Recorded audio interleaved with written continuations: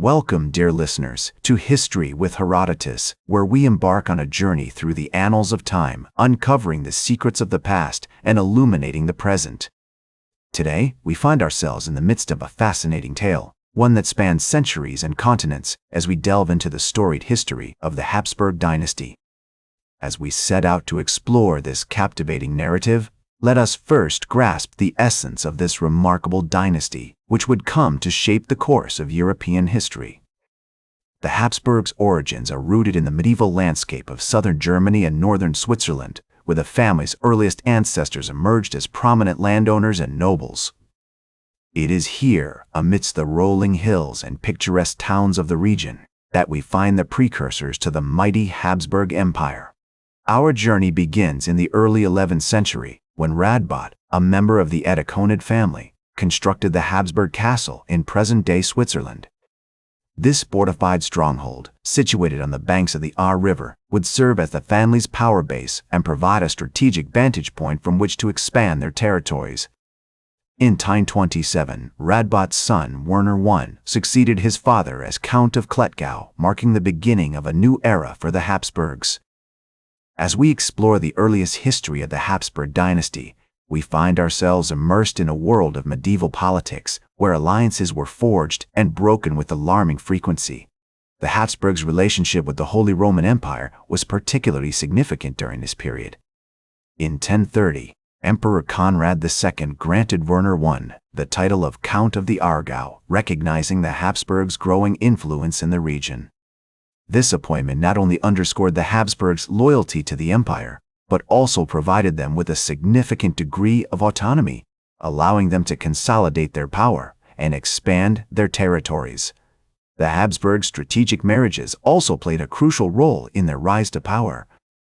Werner's marriage to Ita von Orningen, a member of the influential Orningen family, forged a powerful alliance that would yield significant benefits in the years to come. This union not only strengthened the Habsburgs' position, but also provided them with access to new territories and resources. As we delve deeper into the origins of the Habsburg dynasty, we find ourselves navigating the complex web of alliances and rivalries that characterized medieval Europe. The Habsburgs' ability to navigate this treacherous landscape, forging strategic marriages and securing vital trade agreements, would ultimately prove instrumental in their rise to power. In the town of Brugg, situated near the Habsburg Castle, we find evidence of the family's growing influence. The town's strategic location, at the confluence of the Ahr and Reuss rivers, made it an important center for trade and commerce. The Habsburgs' control of this region provided them with a significant advantage, allowing them to exert their influence over the surrounding territories. As we conclude our examination of the earliest history of the Habsburg dynasty, we find ourselves poised on the threshold of a new era, one that would see the Habsburgs ascend to unprecedented heights of power and influence. The stage is set, the players are in position, and the drama is about to unfold. Join me next as we embark on the next chapter in our journey, exploring the pivotal events and figures that would shape the dynasty's most glorious epic, an age marked by grandeur, intrigue, and transformation.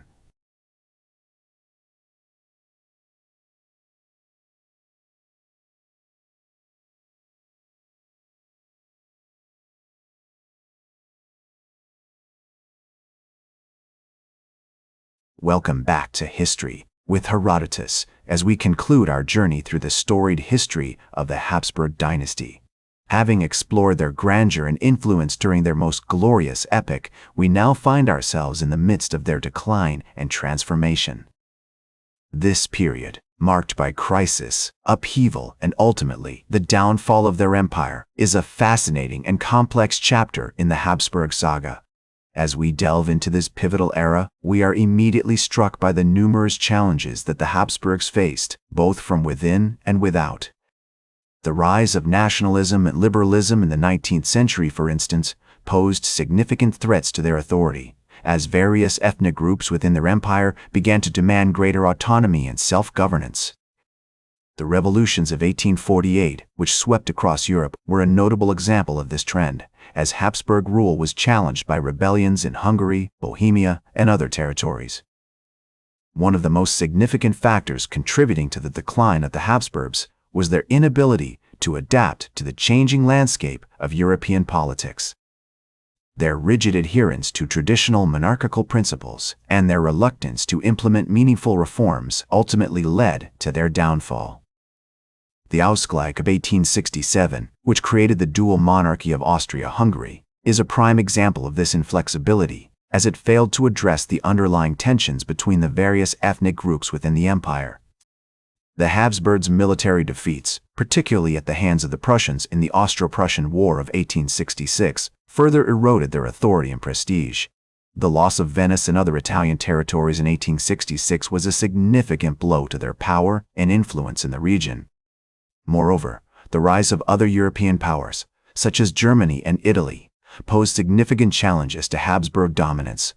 Despite these challenges, the Habsburgs continued to play an important role in European politics until the end of World War I.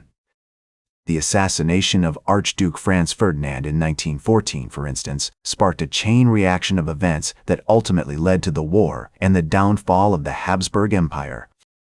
The Treaty of Saint-Germain in 1909, which imposed harsh penalties on Austria and recognized the independence of various territories within the former empire, marked the formal end of Habsburg rule. As we reflect on the lasting legacy of the Habsburgs, it is clear that their impact on European history has been profound. Their patronage of the arts, their contributions to science and education, and their role in shaping the modern system of nation-states have left an indelible mark on our world. The magnificent cities of Vienna, Prague, and Budapest, with their stunning architecture and rich cultural heritage, are a testament to the Habsburgs' enduring legacy.